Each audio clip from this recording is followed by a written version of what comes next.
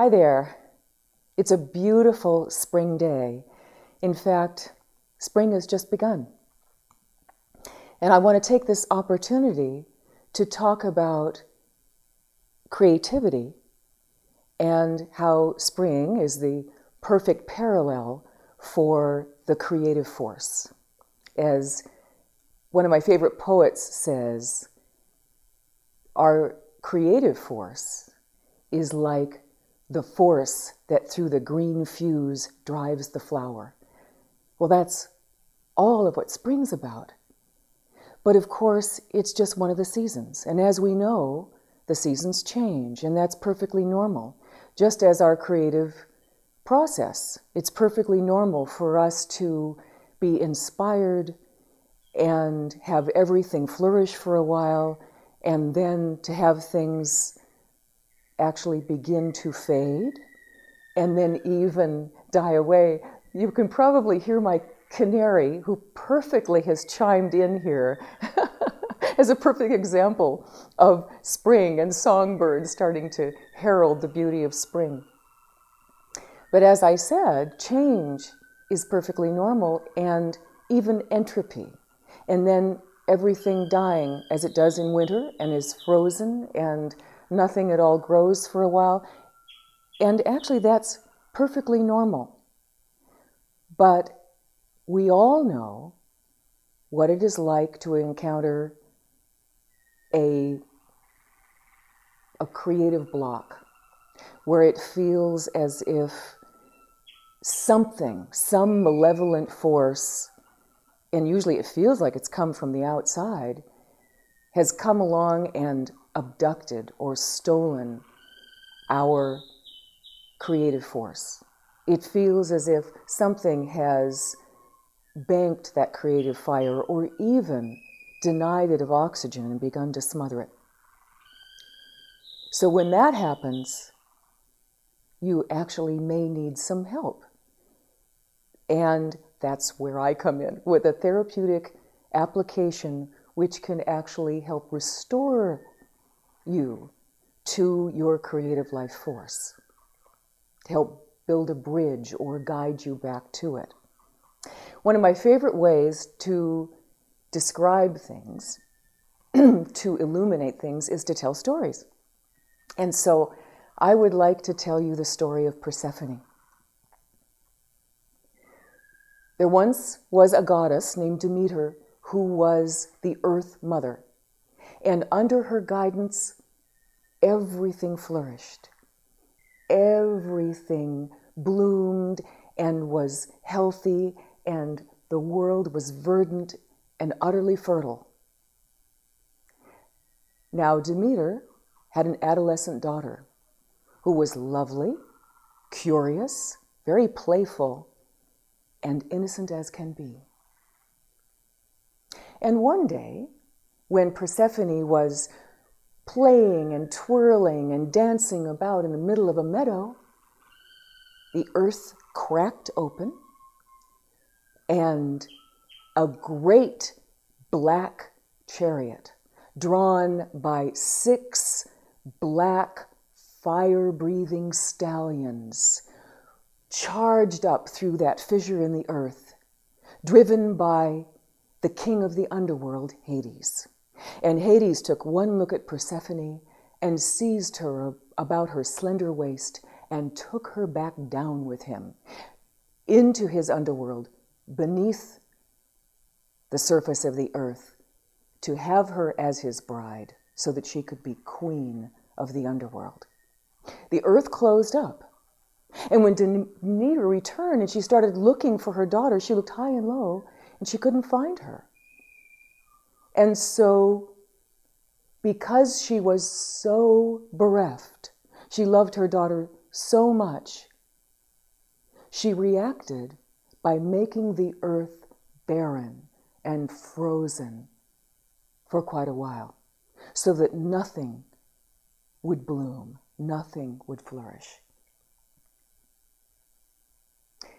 Finally, she enlisted some help, and she asked the sun god Helios, who after all is in his perch above, able to see everything that goes on below. And she asked him, "Did you see what happened to my daughter?" And he said, "Oh, yes.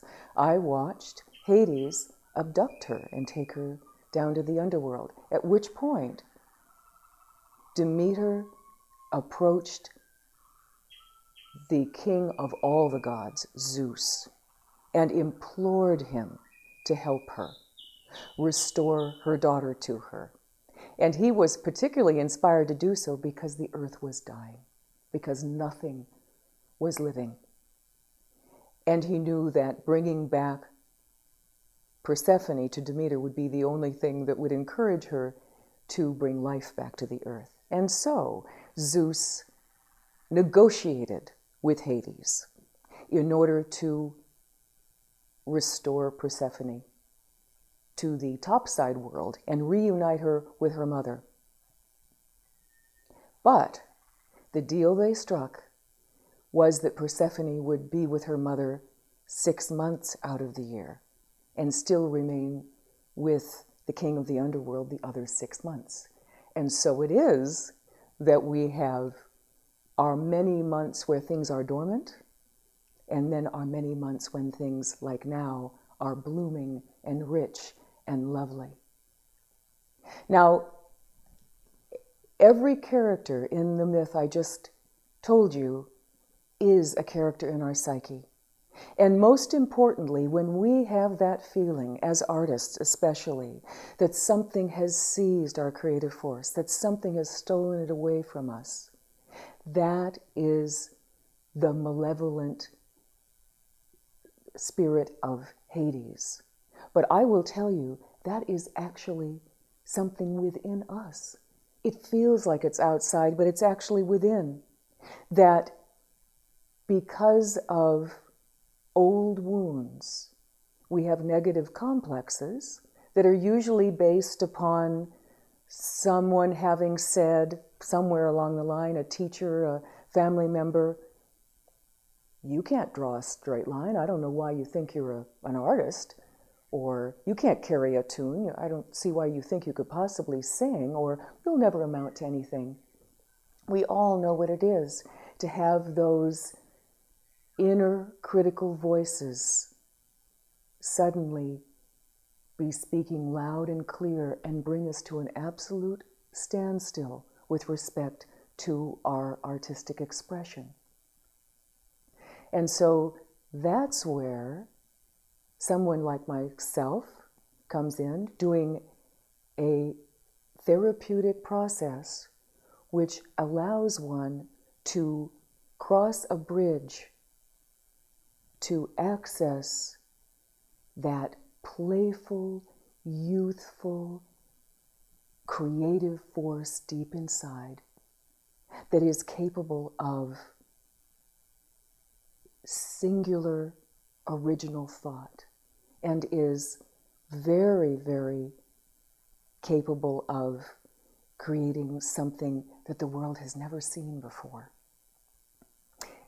And in working with cleaning and healing those old wounds and leading one to the innermost self with a capital S, the part of us that actually trusts and knows that we have this creative force inside, the Persephone within. And once we cross that bridge and reunite with that part, then we can begin to create again and make our own beauty, much as the earth provides the seasons to create the beauty that we have around us again right now. And so I just want to encourage you to know that you have that creative spark within you. Don't doubt it. It's just there, and it only needs breath, a little oxygen to fan the flame of your own creative fire. Oh, and of course, I want to wish you a happy spring.